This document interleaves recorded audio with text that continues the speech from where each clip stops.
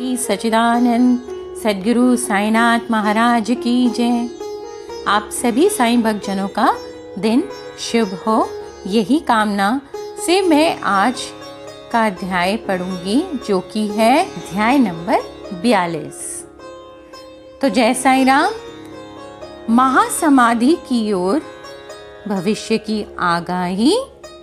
रामचंद्र दादा पाटिल और तात्या कोटे पाटिल की मृत्यु टालना। लक्ष्मीबाई शिंदे को दान। समस्त प्राणियों में साईं बाबा का वास। अंतिम क्षण। बाबा ने किस प्रकार समाधि ली, इसका वर्णन इस अध्याय में किया गया है। प्रस्तावना। गत अध्याय की कथाओं से यह स्पष्ट प्रतीत होता है कि गुरु कृपा केवल एक किरण ही भवसागर के भय से सदा के लिए मुक्त कर देती है तथा मोक्ष का पथ सुगम करके दुख को सुख में परिवर्तन कर देती है। यदि सद्गुरु के मोह विनाश पूजनीय चरणों का सदैव स्मरण करते रहोगे तो तुम्हारे समस्त कष्ट और भवसागर के दुखों का अंत होकर जन्म मृत्यु के चक्र से छुटकारा हो जाएगा। इसीलिए जो अपने कल्याणार्थ चिंतित हो, उन्हें साईं समर्थ के अलौकिक मधुर लीला अमृत का पान करना चाहिए। ऐसा करने से उनकी मति शुद्ध हो जाएगी। भविष्य की आगाही। पाठकों एवं श्रोतागणों, आपने अभी तक केवल साईं बाबा के जीवन काल की ही कथाएं सुनी हैं। अब आप ध्यानपूर्वक साईं बाबा के निर्वाण काल का वर्णन सुनिए। 28 सितंबर 1918 को साईं बाबा को साधारण सा ज्वर आया। ये ज्वर 2 से 3 दिन तक रहा। इसके उपरांत ही साईं बाबा ने भोजन करना बिल्कुल त्याग दिया। इससे उनका शरीर दिन प्रतिदिन क्षीण एवं दुर्बल होने लगा। 14 दिनों के पश्चात अर्थात 15 अक्टूबर सन 1918 को 2:30 पर उन्होंने अपना शरीर त्याग दिया। इसके 2 वर्ष पूर्व ही साईं बाबा ने अपने निर्वाण के दिन का संकेत कर दिया था, परंतु उस समय कोई भी समझ न सका। घटना इस प्रकार है। विजयदशमी के दिन जब लोग संध्या के समय सीमोल्लंघन से लौट रहे थे तो साईं बाबा सहसा ही क्रोधित हो गए। सिर का कपड़ा, कफनी और लंगोटी निकालकर उन्होंने उसके टुकड़े टुकड़े करके चलती हुई धुनी में फेंक दिए। साईं बाबा के द्वारा आहुति प्राप्त कर धुनी और तेज प्रज्वलित होकर चमकने लगी और उससे भी कहीं अधिक साईं बाबा के मुखमंडल की कीर्ति चमक रही थी। वे पूर्ण दिगंबर खड़े थे और उनकी आंखें अंगारों के समान चमक रही थी। उन्होंने आवेश में आकर उच्च स्वर में कहा कि लोगों, यहाँ आओ। मुझे देखकर पूर्ण निश्चय कर लो कि मैं हिंदू हूँ या मुसलमान। सभी भय से कांप रहे थे। किसी को भी उनके समीप जाने का साहस न हो रहा था। कुछ समय बीतने के पश्चात उनके भक्त भागोजी शिंदे, जो महारोग से पीड़ित थे, साहस कर साईं बाबा के समीप गए और किसी प्रकार उन्होंने उन्हें लंगोटी बांध दी और उनसे कहा कि बाबा, ये क्या बात है? देवा, आज दशहरा का त्योहार है। तब उन्होंने जमीन पर सटका पटकते हुए कहा कि मेरा सीमोल्लंघन है। लगभग 11 बजे तक भी उनका क्रोध शांत न हुआ और भक्तों को चावड़ी जुलूस निकलने का संदेह होने लगा।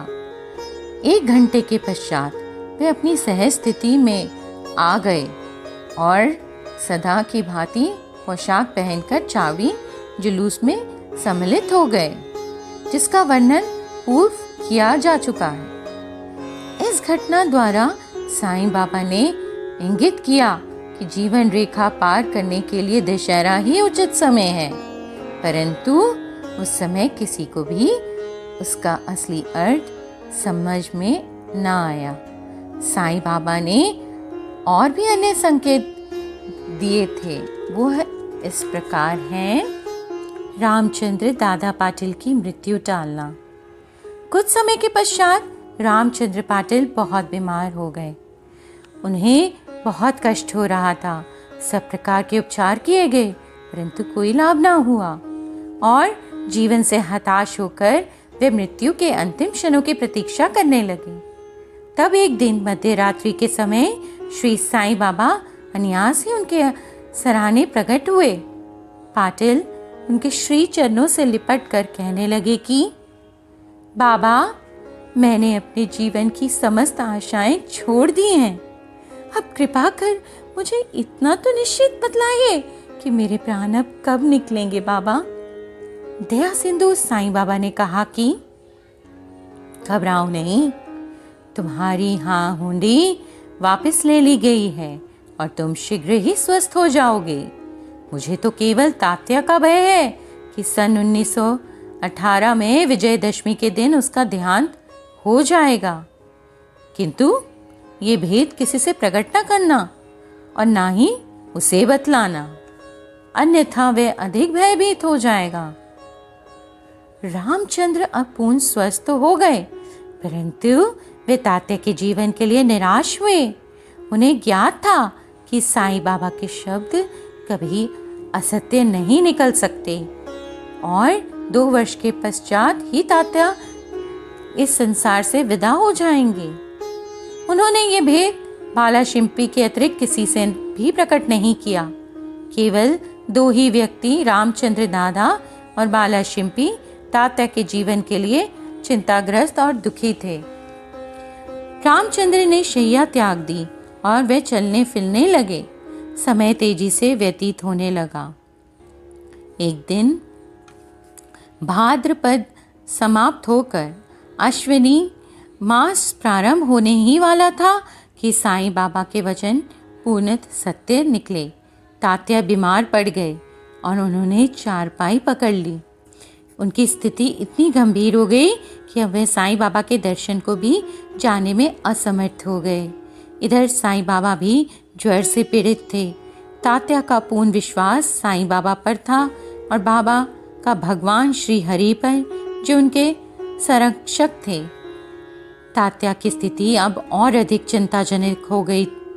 वह हिलडुल भी ना सकते थे और सदैव साईं बाबा का ही स्मरण किया करते थे। इधर साईं बाबा की स्थिति उत्तरोत्तर गंभीर होने लगी। साईं बाबा द्वारा बतलाया हुआ विजयदशमी का दिन भी निकट आ गया। तब रामचंद्र दादा और बाला शिंपी बहुत घबरा गए। उनके शरीर कांप रहे थे।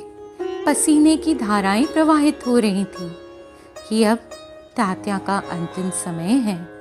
जैसे ही विजयदशमी का दिन आया, तात्या की नाड़ी मंद होने लगी और उसकी मृत्यु निकट दिखाई देने लगी। उस समय एक विचित्र घटना घटी। तात्या की मृत्यु टल गई और उसके प्राण बच गए, परंतु उसके स्थान पर साईं बाबा स्वयं प्रस्थान कर गए। सभी लोग कहने लगे कि बाबा ने तात्या के लिए प्राण त्याग दिए। ऐसा उन्होंने क्यों किया, ये वे ही जाने, क्योंकि ये बात हमारी बुद्धि के बाहर है। ऐसा भी प्रतीत होता है कि साईं बाबा ने अपने अंतिम काल का संकेत तात्या के नाम लेकर ही किया था। दूसरे दिन 16 अक्टूबर को प्रातःकाल साईं बाबा ने दास गुनु को पंढरपुर में स्वप्न दिया कि मस्जिद गिर पड़ी है। शिरडी के प्राय सभी तेली तंबोली मुझे कष्ट देते हैं, इसीलिए मैंने अपना स्थान छोड़ दिया है। मैं तुम्हें ये सूचना देने आया हूँ कि शीघ्र वहाँ जाकर मेरे शरीर पर हर तरह के फूल इकट्ठा कर चढ़ाओ। दास गुनु को शिरडी से भी एक पत्र प्राप्त हुआ और वह अपने शिष्यों के साथ लेकर शिरडी आए तथा उन्होंने साईं बाबा की समाधि के समक्ष अखंड कीर्तन और हरि नाम करना प्रारंभ कर दिया। उन्होंने स्वयं फूलों की माला गूंथी और ईश्वर के नाम लेकर समाधि पर चढ़ाई। साईं बाबा के नाम पर एक वृहद भोज का भी आयोजन किया गया। लक्ष्मीबाई को दान। विजयदशमी के दिन हिंदुओं के लिए बहुत शुभ है और सीमोल्लंघन के लिए साईं बाबा द्वारा इस दिन का चुना जाना सर्वथा उचित ही है। इसके कुछ दिन पूर्व से ही उन्हें अत्यंत पीड़ा हो रही थी, परंतु आंतरिक रूप में वे पूर्ण सजग थे। अंतिम क्षण के पूर्व वे बिना किसी की सहायता लिए उठकर सीधे बैठ गए और स्वस्थ दिखाई पड़ने लगे। लोगों ने सोचा कि संकट टल गया है और भय की कोई बात नहीं है तथा अब वे शीघ्र ही निरोग हो जाएंगे, परंतु वे तो जानते थे कि अब मैं शीघ्र ही विदा लेने वाला हूँ और इसीलिए उन्होंने लक्ष्मीबाई शिंदे को कुछ दान देने की इच्छा प्रकट की। समस्त प्राणियों में साईं बाबा का वास है। लक्ष्मीबाई एक उच्च कुलीन महिला थी। वह मस्जिद में साईं बाबा की दिन रात सेवा किया करती थी। केवल भगत महलसापति, तात्या और लक्ष्मीबाई के अतिरिक्त रात को मस्जिद की सीढ़ियों पर कोई नहीं चढ़ सकता था। एक बार संध्या समय जब साईं बाबा तात्या के साथ मस्जिद में बैठे हुए थे, तभी लक्ष्मीबाई ने आकर उन्हें नमस्कार किया। तब साईं बाबा कहने लगे कि अरे लक्ष्मी, मैं अत्यंत भूखा हूँ। वह ये कहकर लौट पड़ी कि बाबा थोड़ी देर ठहरो, मैं भी आपके लिए रोटी लेकर आती हूँ। उन्होंने रोटी और साग लाकर साईं बाबा के सामने रख दिया, जो उन्होंने एक भूखे कुत्ते को दे दिया। तब लक्ष्मीबाई कहने लगी कि बाबा ये क्या, मैं तो शीघ्र गई और अपने हाथ से आपके लिए रोटी बना लाई, आपने एक ग्रास भी ग्रहण नहीं किया, कुत्ते के सामने सारा डाल दिया। तब आपने व्यर्थ ही मुझे कष्ट क्यों दिया? साईं बाबा ने उत्तर दिया कि व्यर्थ दुख ना करो, कुत्ते की भूख शांत करना मुझे तृप्त करने के बराबर है। कुत्ते की भी तो आत्मा है।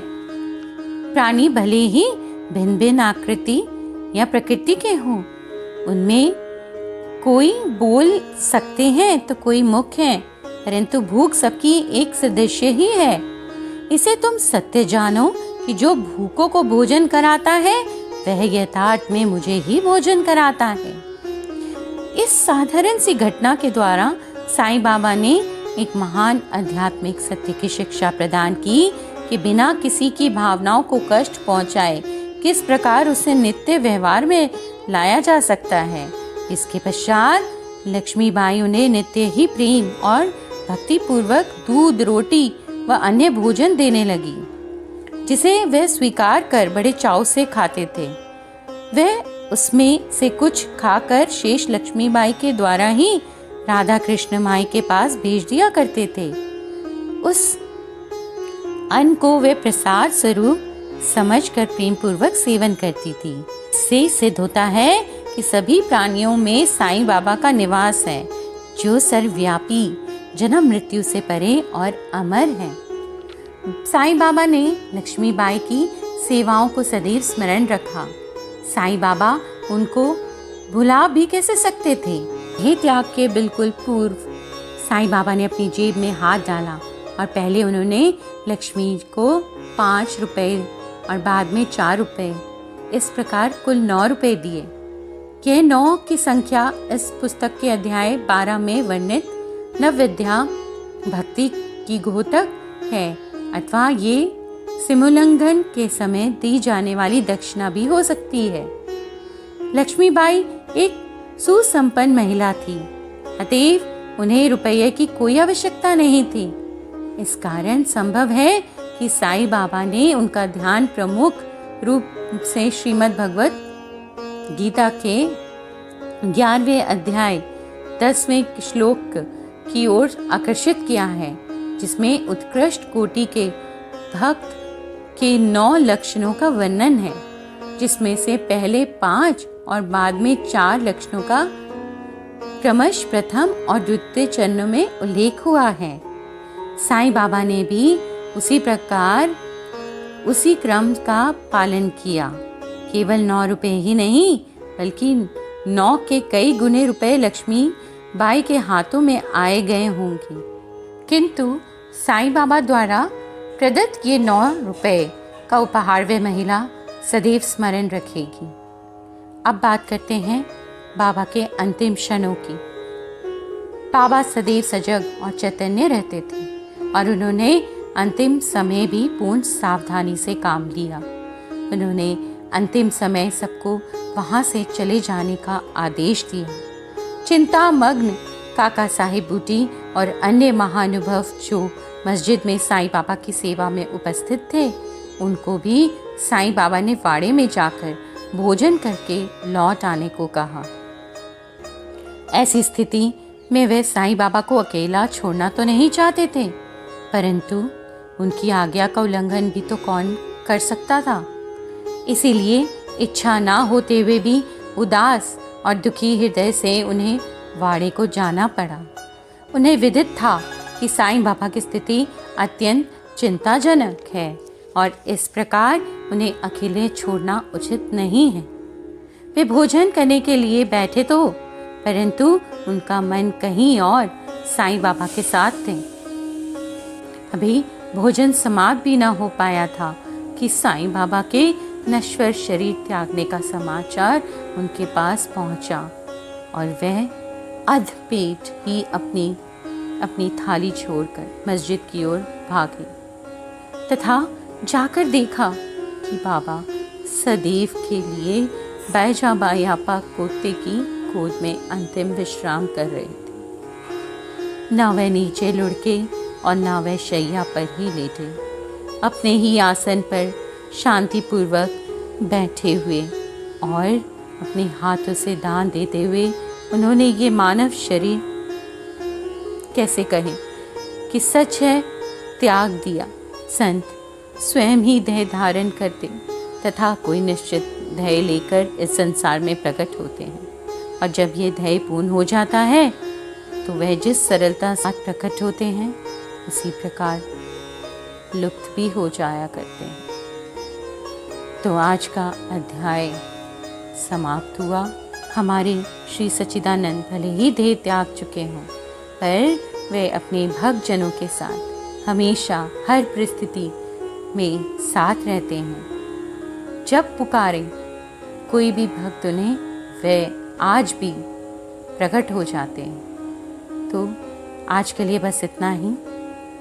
जय साईं राम, जय साईं राम, जय साईं राम।